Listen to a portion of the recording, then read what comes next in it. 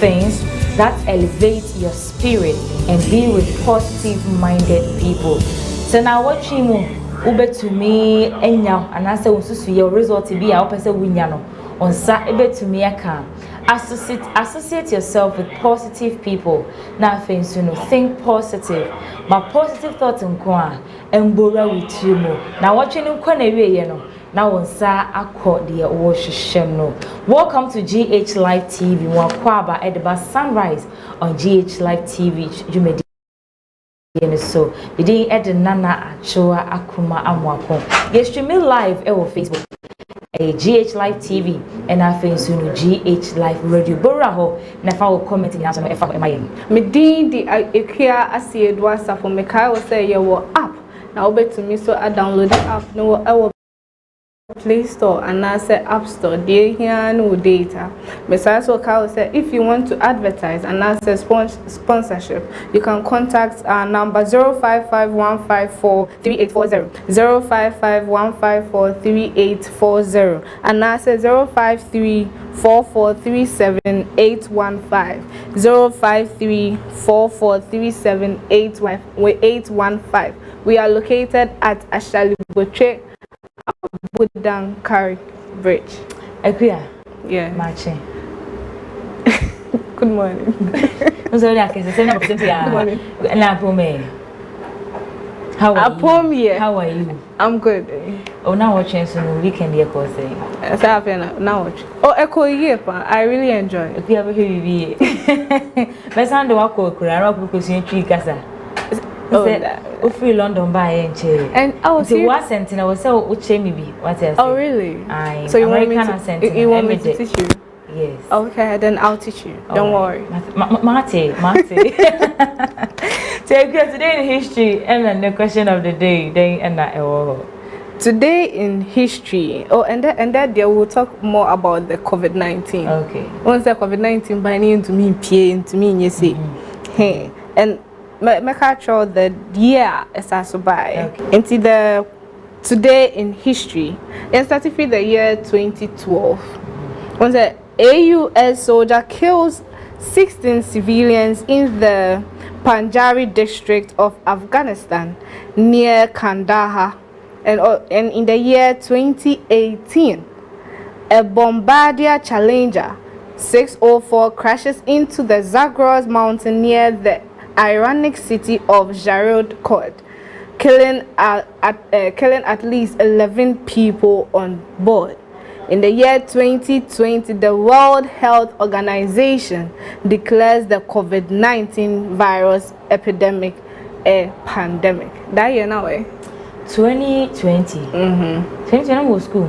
No, was school. COVID by no. COVID by no school. I think they even for Ghana Hanum lockdown no hitting around 15th. Ghana hitting 15th March. Yeah. And on the 12th, and almost say about Ghana. That was when it was recorded in Ghana. Yeah. On the 15th, I cut 2 days. On the 15th, I cut 2 days and be there. So now, person we didn't work campus. My preparation. Me, I'm saying me come to cake over here. Me, I'm going to me yes, I'm buying me cake. I baking me cake with you. And that's one idea. My to me new. Me and me do my idea. And me do co school. Na ekuya come me na mfoi. Ya kwa akwaji eni edi ne kakra no. And na me 17, 15, 2 days before my birthday. And you close lockdown. Lockdown. Oh Ghana. It's birthday ne ekafi. Metimi. No we ninje. Me ninje say. Ah no. Okay, my boka.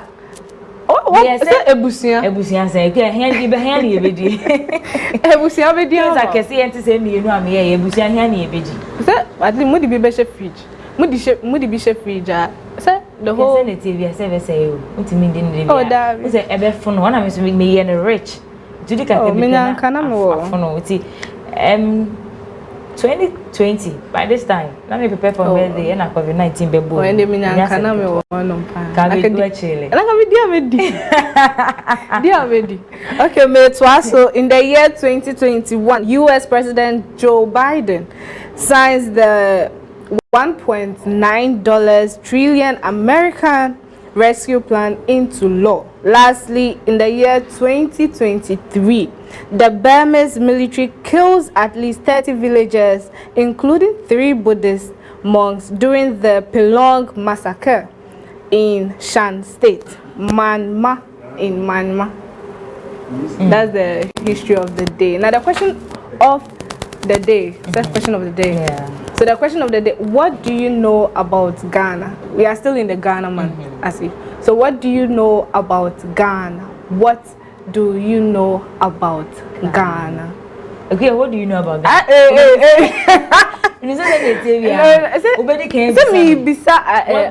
Maybe some viewers, maybe I know my baby style. Maybe some 3 times. Mommy said maybe some the 4th time. What maybe Obiante into what do you know about Ghana? What do I know about Ghana? Can we trim? A den of meaning found my Ghana. Yes. Yes. Visa Kaswa. But a queer. Maybe the meaning for Ghana when I say, and Caneno. Ghana was known as Gold Coast. Nay, didn't Ghana, nay, we not, and ye Ghana. Nay, it was Gold Coast because they might not. It will go the pan. A former good near will be. It's no afraid the Gold Coast. I brought from the or the bedroom and the Gold Coast. That is, I had the Ubera anymore. But we be able to be having good. And then they hear crying. So that is what I know about Ghana. And I know, Ghana and Kasano. Kaneno, our culture was very, very rich. Now your culture na edimu intintima and then you know as a Western life kakrano ababe franka atade e minu mi enu kran yese na ka bia kanene ye be show e bia ka ntuma bi ne ye be chechira na se betutu ntuma kama tene your culture na so no den time ni mu apipa na your top notch. I think that that is the list mechanic na meka omo hwe no meka omo de. Was that what you are doing? About me, can be an Macon video into Minka. Maybe I'm quite simple. There. Tell me, I also mean, baby, I'm tea. Baby, okay, baby, I'm eating adding. Baby, I would say. Once I always meet, I say, baby, I'm eating peaceful. What is? And to me, saying, no, Ghana is a peaceful country. That's what I know about Ghana. Ghana is a peaceful country. And we're Adrian, that's what you need. Once I say comfort, and chilling comfort, no, but when you're Adrian, I'll say, wow. I see. Adrian and our woman, a torn out when ya. Oh, it is so beautiful. I have always video once and after social media handle. Your WhatsApp number is next to the good screen. It is the same as the SMS number. Back in kind Eddie Amount. What do you know about Ghana? A day na winning for Ghana. If we say a wow bar. If we see what Ghana bakosem sa a day na wati a day and a winning. Share your thoughts with us, share your knowledge with us. If you see who say bakosem no winning Mohammed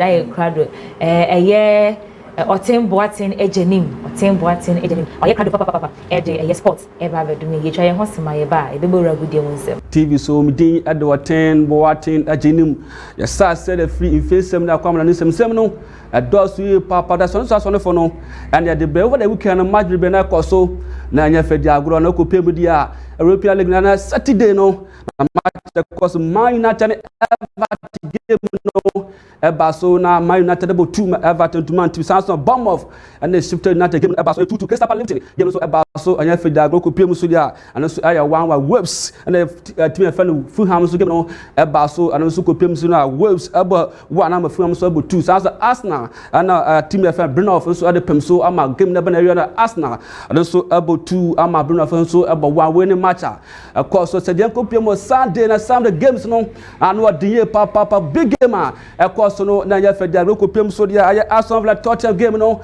Barcelona Aston Villa so at about former Tottenham before sorry Aston Villa so to me Manchester so go pay my Brighton and Nottingham Forest game no and so Barcelona ama Brighton Asher back man Nottingham Forest so and so to me Manchester so go pay West Ham United Bell game no 2-2 na game Barca man for Bena Asher no Man City Liverpool game no so Barcelona for da go pay mu dia and what die papa 1-1 against both team when somewhere for back go pay mu Premier League go pay mu our German Bundesliga ni man fan 2 jam fa ma dia send ko ni Bayern Munich amoti team fa ni Mainz ebo moka 8 na mutum back when somewhere for go pay mu so da RB Leipzig and team fa Dasmat at the pem so ma RB Leipzig abo 2 ama Dasmat so to me and shebe we team koso ho ko pay mu French na enso fa to John Farmer ko pem na French league no e mo dinye pa over the weekend na nsa be na ko so pem dia team na fan Lyon ne Lyon ade pem so Lyon enso about 2 man Lyon so antum anche Samson Lens and Brest Bless a card bless and yet the no bless a team our France and also ne team fan lens at the pem so na okopem na lens and so as back man bless so antumanship we team so our France league am da tunko pem our Italy na for Spain so fantas and fama dia ya kopem Spain dia a team sa ekoso no and am da tuja dia man okopem dia Valencia Gaddafi game no e ba so ama Valencia e ba back man Gaddafi so antumi an shebi won say for Cadiz and Atletico game no e ba so ama Cadiz about 2 match so and to me and shape so copy ma Granada and Real Sociedad game no eba so ama Granada about 2 ma Real Sociedad so FC3 Samson Junioria and Osasuna game no so eba so ama Junioria and Osasuna game no ba so Junioria about 2 ma Osasuna so and to me and shape we ya matches across so no Spanish League La Liga num nam da tuja dem ko pie mu Italy na fa tuja fama dia Sassuolo and so atene fie and team first na de pem so ma Sassuolo and so about 1 am for na so antum and shape sans na Bologna Inter game no aya big game man so eba so Italy da ko pie na Bologna ne Inter about 1 Bologna so antum and shape we games be na course no hone ko pie mu ya hwe Imrantia ko pie mu EPL nu ma amoma de ba so ni pa goals no amushe bebre no ko pie na Branton fan Mama Salah we see kan Edema Liverpool na Branton ko pem dia wa say 18 goals at the man team Sansa Haaland onu see kan Edema Man City onu so ko pem so also as 18 goals ko pem so da Aston Villa striker back or did for the Hatkins onu so see kan ma Aston Villa 16 goals Sansa na Saka onu so see kan Edema Arsenal and also after 13 goals ko pem Tottenham Hotspur Branton fan so me China na Branton odin kwe our Tottenham no onu so ko pem so da 13 goals at the Matima your friend Tottenham winning some if you am that to ko pem table no na me fa to jam fama do ko pem their team medin kan no Arsenal no was 64 points the Tottenham Liverpool was 63 points Arsenal also 9 Aston Villa 53 that also 5 Tottenham Hotspur and also 50 Man United also 6 more 47 West at also 7 and also 42 Newcastle at also 9 and also our 40 and Wolves at also 10th and also 42 at also 11th Chelsea the Blues and at also 11 boy and why you also winning some if we are about the two from your copy on face some no na your fans some two job now the face some Ghana Premier League no say of course because of the course our Ghana Accra ha your friend no the course of Ghana ha your friend no Africa games na course no on it no copy mu dia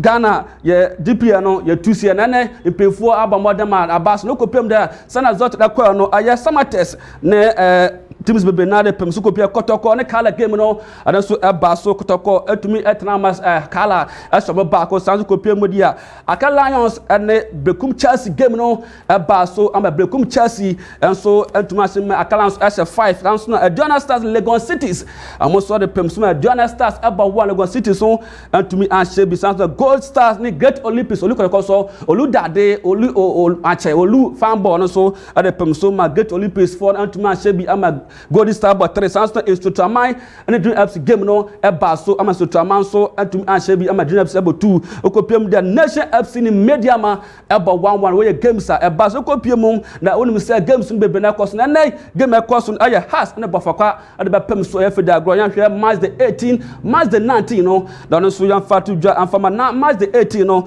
teams are na pem so ya Aka Lions ni Mediama ade ba pem so Sansa okopiem na Nation ni Dream FC ba pem so we aya match the 18 March 19 no ono so Medium Aduana Stars Adun FC ni Bechem United wo ye team se be koso am da to yanko piemo da yan hwe fa table no antu jan fa ma Ghana Premier League no dia table no dia ko ni Samates ano so adikan wa 35 points the tosu Munich Aduana Stars 3 the tosu Miansa Kotoko e wa 32 tosu 4 Nation is to Tamai so ho Bekum Chelsea Bechem United Sansa has Get Olympics afenso no Mediama Gold Stars Logo Cities afenso no House of Lions omuso nyina e wo ha omuso edu omokwe yenko piemro ya hwem nante matum ahye goals be be our Ghana Premier League mudia Abrante fa August Okra Usakan Adma Bechem United Abrante no abo 9 goals as it Minta on also Academy Adona Stars on about 9 goals. Baba Musa Usa Academy Samates and also about 8 goals. Answer Hassan Isa Academy As and also about 8 goals. Uko Premier Stephen Makwala Usa Kai Adema Kotoko and also about 8 goals. Asama Boaten Isa Kai Adema Nation also about 7 goals. Brat Ajay Isa Kai Adema Adona Stars and also about 7 goals. Also Uko Premier Prince Kwabna Isa Kama Goal Star about 7 goals. Abdul Aziz Asisa and also Isa Kai Madrid FC about 6 goals. Afriye also Isa Kai Adema out to you and also about 6 goals. Way I am not here Kopiemu our Ghana ye Premier League na mobile modi ye pen Kopiemu ye fa isam bebe na to aso dia wonim se Africa games na kwaso na open games no over the local baso na Kopiemu dia amanfo be na kopia se Ghana ye president na Kofado kopia se adanim se tudwa ban fa dia Kopiemu dia papa ne kasa ye pass na nyaje se adwumade kwaso o Ghana ha fu no ana Ghana ya tis kase pa ban dance o bonyu pa satewale ono so kotia se bonyu ni bia ginani na wonim se Ghana ha ya ka tis na pa boso pa etel na so be koji aya kind the promise ono so kopia se every day yimtunu bi atu asema Ghana ipafo bebe na kwase aya fida ko na open game ne baso no ama atizum na baso na Kopiemu Cape Coast Ethiopia ne Ghana game no mayo na e baso na ebe ball na lot of the whole Cape Coast there's a lot ni baby aya fida agro hwe Ghana ne gwase a sada na eguya pa na no odie pa pasa Ghana ya ball pa na Cape Coast Krokasi no lot of baby na so for na hwe musu Ghana mayo no etumi ewuni ye one against Ethiopia we say from me ko tennis na Ghana so etumi goal ne meda Kopiemu su da Egypt ni Tunisia ma table tennis no Egypt for etumi share Tunisia for and some to win sama man pay ma bona me debra me din at the doctor Kwaku Oten Boat na jenim ene be din for your Facebook na so share manipa 1 billion no munya bi sanso na Kopiemu a doctor on so to what the to na for be na shida sane e be sasia Oten ejenim Doctor Oten Boatin ejenim na agudie mu ensem no ena wo kan wo say Ghana abaye bi bone homode ne pa then on you can say then on ye Kopiemu Africa games na course no wo Accra no I say my baby na bom na adaba ko Ghana ya ba mo do won say football dey course we Cape Coast no ya bo na ya malato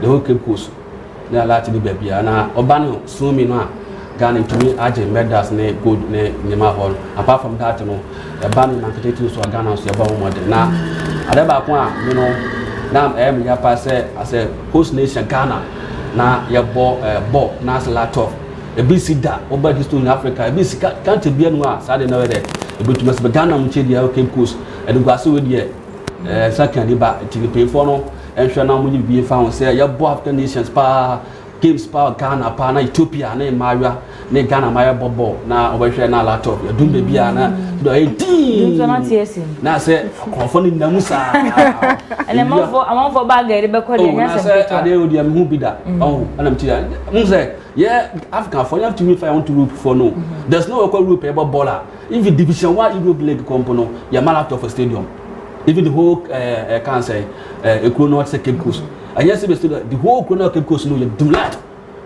be bia edin bounce ya monwe okay I can't want that 30 minutes everybody we should stay na lot in the Ekuro oh asana mo sonti ya say mpefo ene omo amhwe lot dwane so kasa because I be obi kwa akote be kura na wadidi ma men ana akodum lot no fa no ho o ka say Ghana na ya won ntumi ya no hwe na so ile ngwa so de mo my Ghana ra sente ade ha do ya pa na Congo ne Ghana match ne ko say okay Congo ne Ghana match no imema de no hwe ma ya ntumi ahye anu ye open game after the open ceremony ba so na de to aso na Ghana ya ntumi ya de ahye Congo so ntumi senti ya me aduma enne ya Ghana wa match ntumi ya hwe ne betumi asi na hena mu na ebo ya ne ya o ma ya fe no Tanzania and the person now Kopiemu su dia ada ba ko am den say open game no you prefer Barca be na Barca na o hwe Abranche fe no Kim Promise you no Kim Promise yeah one should omo ko perform e wo me ayi dey na me hwe pa na o hwe Kim Promise you pa wo tina so na on dey say show ni dey me say she dey susu ni akwa ya na the whole Ghana dey ado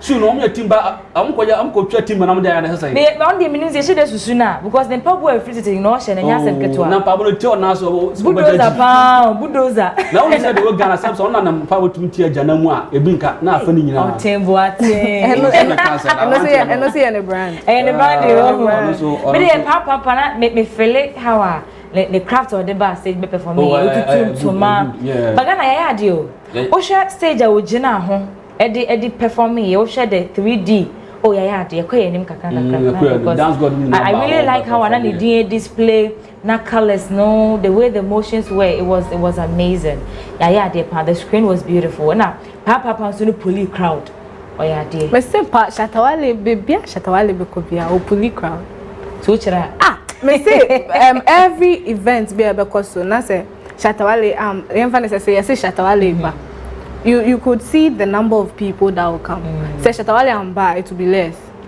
na so ba oh my goodness we nya kasa be bro the papa no so second promise show na intimacy so no me who here make the stage and the lights and everything was superb and any idea I will comment the organizers shoot na how they when this shoot no what they shoot the only asem o because only any enough money shoot na free tete o and I can promise chance say I will intim boot say bulldozer say then Oti ebele wase so we good dey win sem so we ye try ho se my ban newspaper review Uncle George better say na ye no edin komo Informer on the front page of the Informer newspaper sanctioned Captain Smart John Kume's wife demands lack of consensus impedes progress anti-gay bill selection of Jane NANNA as NDC running mate Mohammed's Gamble Mosquitoes Shenanigans 13th All African Games Ghana's Day of Shame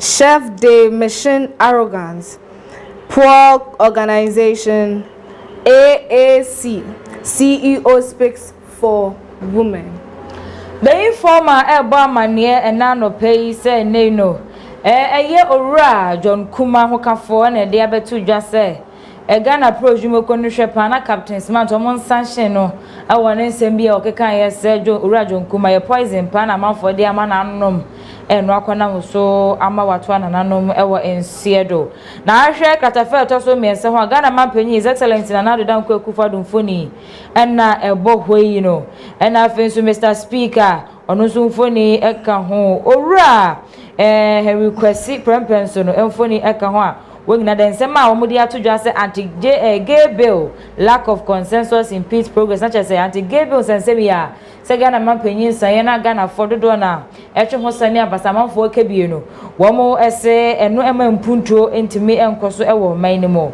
na katafe to so edunum ne bo amane ese no eye owura na se owura yire je nana a ono no yafa ne se NDC running mate no eni obi chire me ne wa gambo papa hama gambo ode abato ho sensemi ato chacha enye asemo ketwa 13th All African Games Ghana's Day of Shame enya asem ketwa yesi Ghana yegu yenim ase papa ena mudunzo sensema ye course so say ye dwumedi bi course game ye course na foi park isuzu na tum ye hu hwe enya asem ketwa ntene ho ama ne bon so a ababeto dwa ama the Informer so no ebo ho ama ne na no pay Daily Graphic Electoral system needs reform. Samia Nkrumah.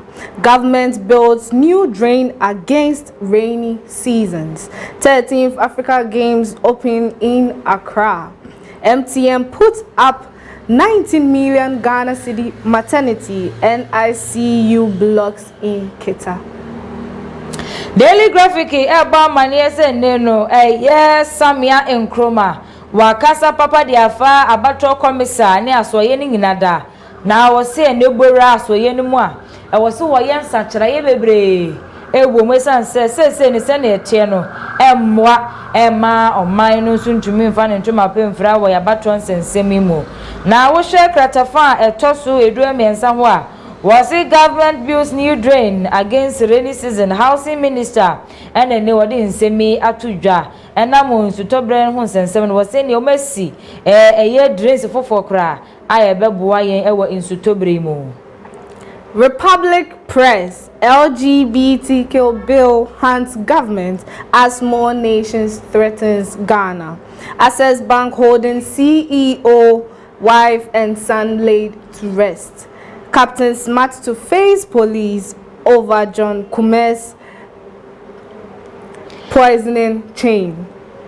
Republic Press ebo anopai ene omoba mane say LGBTQ plus PCDZ1177 ne woba wane yese ne Ghana bina ne ho akire ni chesamafo etano no enye asem ketwa se amayhodo tano na wodimirika no ntimi nyina fa ko no home tete ne nyina enam LGBTQ plus ebi tweno ebi kire ma asan ebi se mensan osan ya ma sika sei enye asem ketwa Ghana ban eho akire no papa na katafa to so miensa ho so ba mane se owura mahamane no ena wono so so dum so ho tokwa wagegire ma okuno kodin a enye asem ketwa awode to abanye ni mi se won sambre yie na won begina yie na ensem bi okeka se ifie ensuni a obetena kunya so no dum so Ghana fo ani ehu bi da no sansem ni nyina da no womra na wombeka ye gina Republic Press so ne yefa de bon krata beto jaman so ni nyina da ensi ne no ye bedi nkomo ewo efie ha pa isi e de abeto dwa se no se Ghana card nkane ne ye system guarantor se ba kwotena ho no nipa mienu guarantor system yi ne ya ba be guarantee pass ye Ghana ne enu ntini ya register Ghana card ne and as voters ID ne ye de ama wo no omba yi free ho ena wo mo de Ghana card buy se wo Ghana card a enu ko atimi di adanse se wo ye Ghana ne utimi ekọ register ne ya ma wo voters ID card ne no masan the system guarantor na se guarantor system no aba ye bedi ho nkomo Uncle George atina se Uncle George mo akwa. Good morning. Na pome. Boko. Beje se won so nkaja oba ya professor say ya ekua no no sheda nti twi. Ebeka twi o. Bi aboko. Eda twi am ponya kopon ase. Uncle George ye nhwe ye electoral commission asoye no.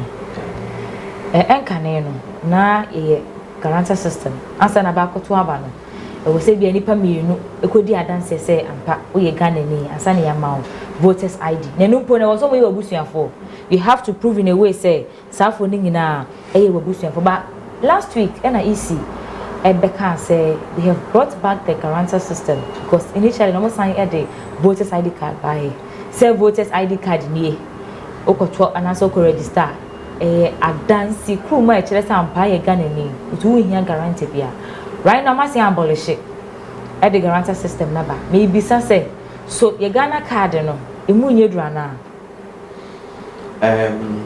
well mamni chia ahwefo and chia tifo asam mi obi say asam bi say bia mode. What can I say? 6th of March. You can say our democracy upright. Say the democracy not at all. Let's say you better democracy not to let's say ASIEDUA. Then our electoral system should also be very fair and very believable. Say to a baby, there will be Omami Africa makoto aba ADJOA akwadan ese no won konkun bebre ni na fi say bia electoral commission ana mo electoral system no amanfo anjimenti nti ebasa no matter how credible the results you are able to collect amanfo injindi. Now, me from Ghana in situation. Yes, start here about to you can say. And she say the ID card here. Now, almost somebody say she did almost ID card. Almost you see, about to it is a national security issue. And yes, about to try to say I was about to try about to is a national security issue because ultimately it's a very also maybe it's a we say Uber by democratic we show electoral system my party sina o ma form na o moto abano o mo ko sa akensie no o mo nyina trust wo say we da yedi be yetuma It's not more, sir. This iPad meetings. Omuni electoral commission. Omushia. Omu discussing issues. Say okay. Your phone is here. Because see, you couldn't see any every year. In democracy, no. Any year. Ukwala. I feel we are. And Sunday, sorry, ananti. In compare USD over 200 years. But you better be sure in your ma be war. Ne ye aka. Yes, ye walk away. Amanaye fine. Now, say we easy. Let's say from the one even who could electoral commissioner. There's a party that can say, Yampeno, na or no crapono or supporting party. And one of the problems in Baba, Nyawuba Piano, on back criticizing. In the year, him who say, Yampenian for no, would they say, who said, and people are power, NDC for criticizing electoral commission. And before only power NDC bar.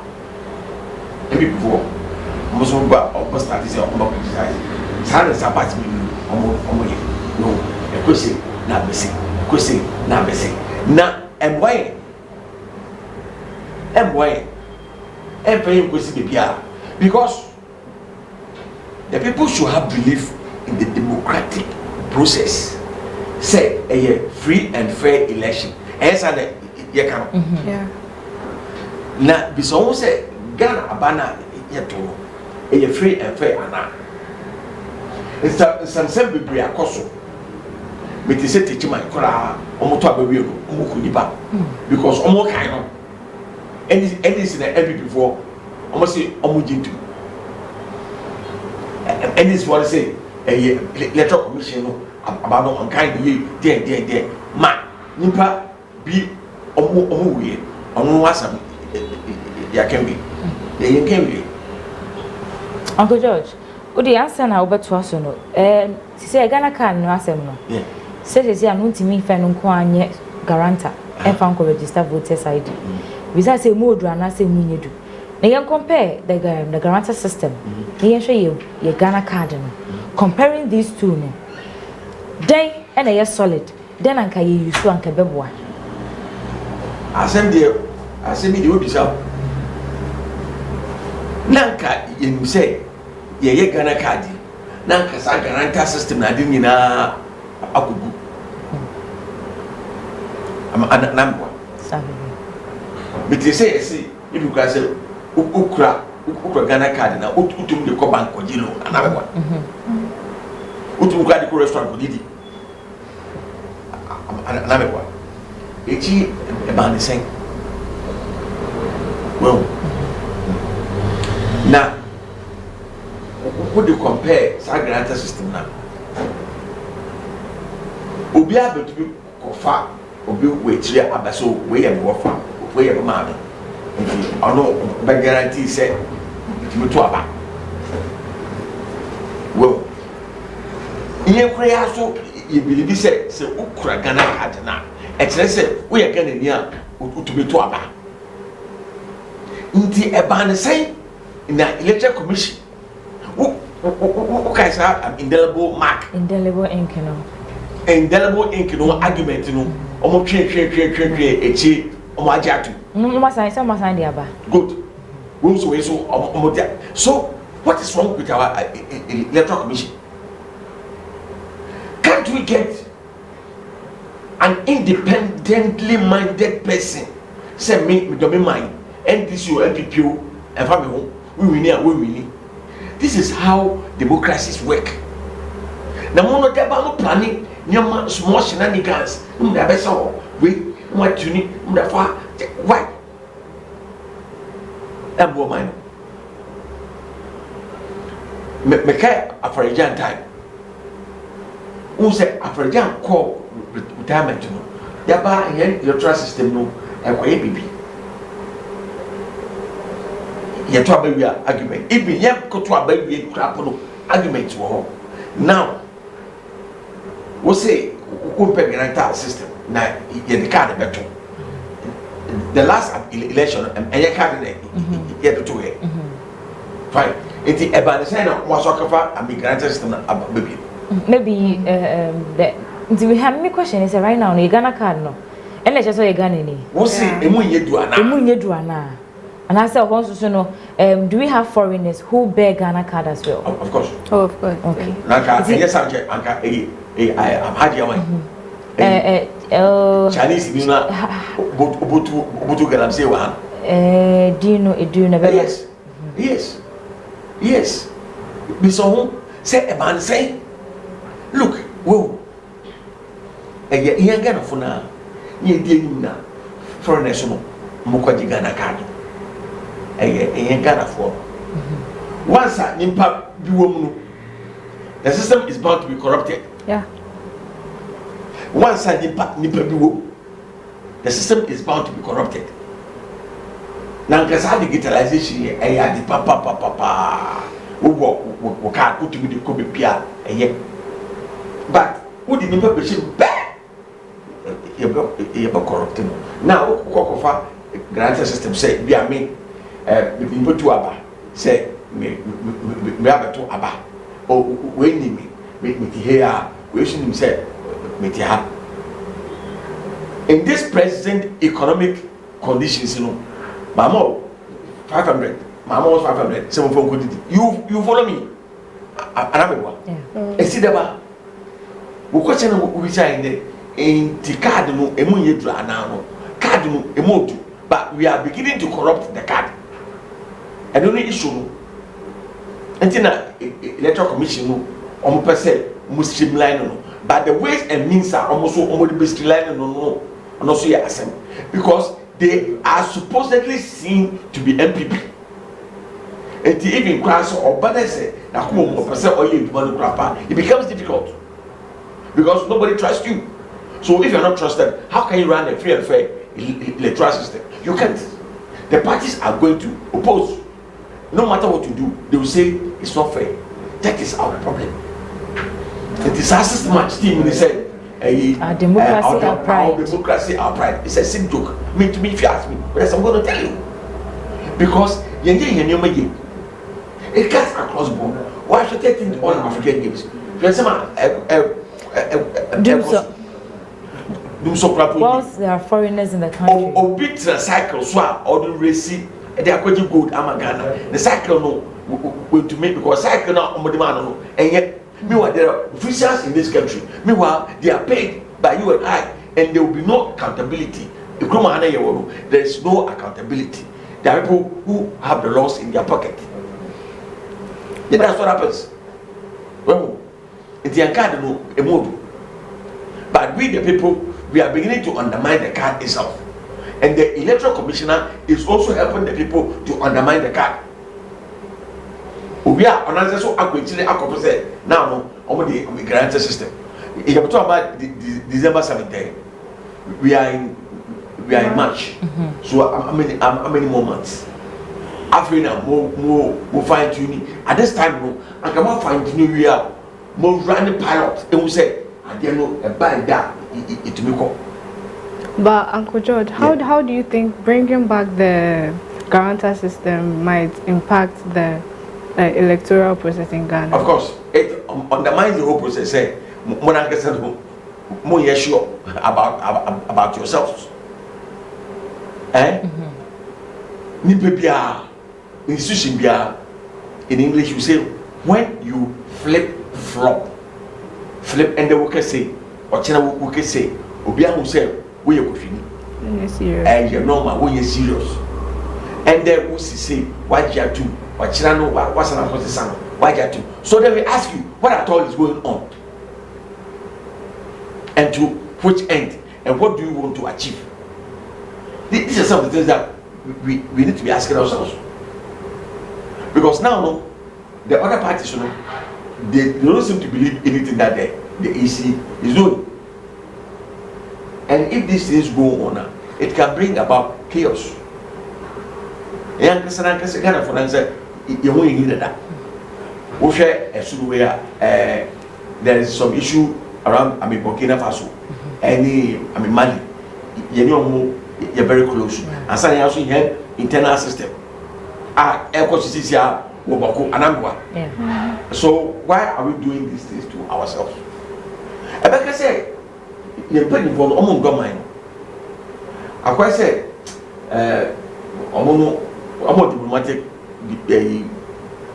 passport, and the money you go on for play too, because some things are basic. And the trust woman on the trust. Account for this on accounting. Common legal system.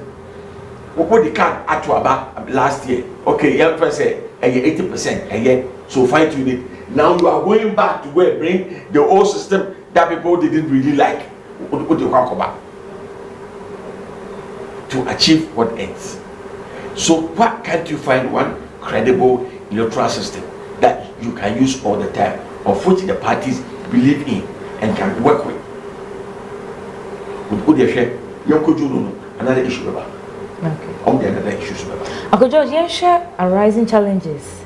Bringing back the guarantor system now. What are some of the possible challenges that EC would face? Okay.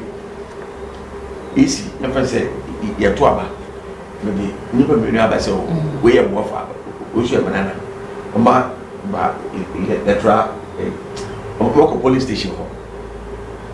I feel now, who best if you go, I call Obufi, I check it, say, and inquire say, oh, we will for. And I say, no, they should come out and then explain to us. Or and I feel, or you expect say, polling agents, no, money be our own crew. Our minister, we crew. And the idea, and this even to so we every way. Of you to me when you saw also, but on per se, or better about the party being about the people. Or but can something your friend the enfranchisement would be to about to the advantage of his party. So these are the things that we need to watch it. But it is said, it's like we are talking with our system of government. Okay, as now. You have to be fashion out one rule say this is how we are going in. A card no into so when so a card in yet better about. Why are we always flip-flopping in the SEC or Chinese say you got iPad meeting indelible ink or a year indelible ink? Uncle George, Sammy and Kroma said the electoral system needs reforms. Of course. Do you side with her? Even our constitution itself. It is total overhaul. And you reform so. Your friend, total overhaul. Sanka, a car, okay, you could see it of what near 2 engine in its form. Near Butucano, near 2 shaft to know, you do 2 ball joints and that's a for floor. And your friend, total overhaul. And yes, system reforms. System reforms in Nigeria, total overhaul. Because some parts of the constitution. How can you sit in the country and allow the president to appoint about 4,000 people? How? How can you sit in a country whereby people work at the seat of government over 1,000 something? How can you rule a country of 33 million people with about over 100 ministers? How? How can you be ordering V8s from Japan, hundreds of them, each costed about 500 something thousand, and multiplied by the money you are generating? Look, we are serious. We are just a bunch of jokers. We should tell ourselves the truth. Okay? We are hey, go to me, Akaisa. But you see, those who defend the system are those who benefit from the system. Into another and fan of any day. And one also in this car. But Moyesa or mine, come on, all African games, do so. You see, and it's not NDC, it has gone past NDC and PPO. Now it has gone past these two people. They say, I could say, and your politics be able. it has become a total national agenda. So we need to sit down and really do reforms about our constitution and about our electoral process, because it is not helping us. Well, sir, 50 plus 1, any winner takes all. And why?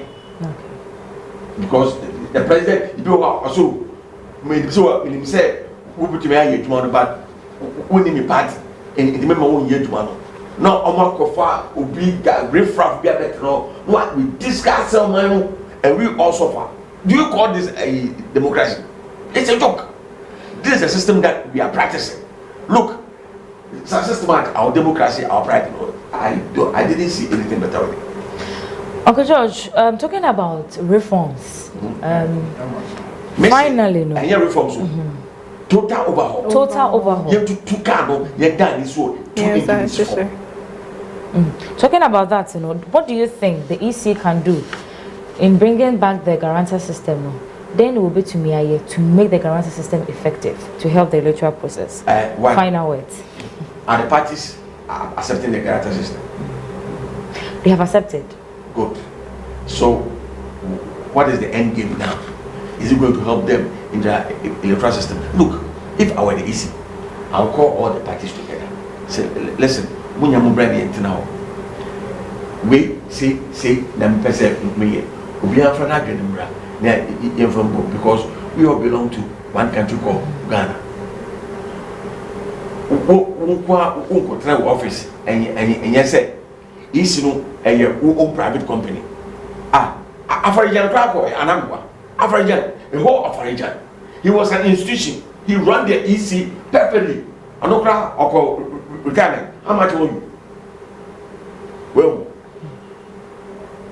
be able to build consensus with the political parties, which we have to go.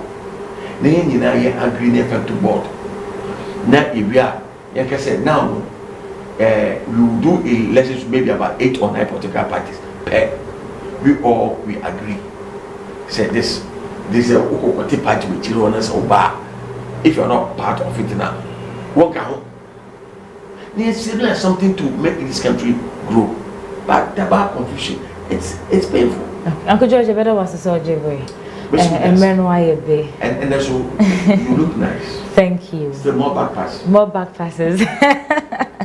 Abemo wenye fishia edu Adrian Lawson and na wo for the abase wayura 5th March Tuesday no free fee besine busiafo ehun no se hu abemu a Adrian Lawson ofifie no she top blue edisi kaki shorts so to hu abemu ebu nature obi so na otesa obetumi afre number 05584766669 05584766669 Adrian Lawson when you frishia edu 10 years ofifie no na wo she atade top and down top ni blue and na wo de see kaki shorts so to we nature obi so sa your best friend number C Miss Mubium 05584766669 05584766669. Now yes see the last time you no lake side to me patchos we need extra abranti so and I be more so between your friend number C nebusiafo and sign and cap one this year. Everybody ye be aha and ADJOA TV yes sunrise jumede ni nyina ebesi midin e de NANNA ADJOA AKOMAH AMOAKO meni akua ASIEDUA SARPONG and ADJUMEDE ebeso mo Dr. Otimboati ejenim and I de agudi mu nsem ebeso beda Uncle George aseso jebrene nenso no oni yen etwetwenko production team nyina yeda wo bibia as a catch at same time tomorrow yakram.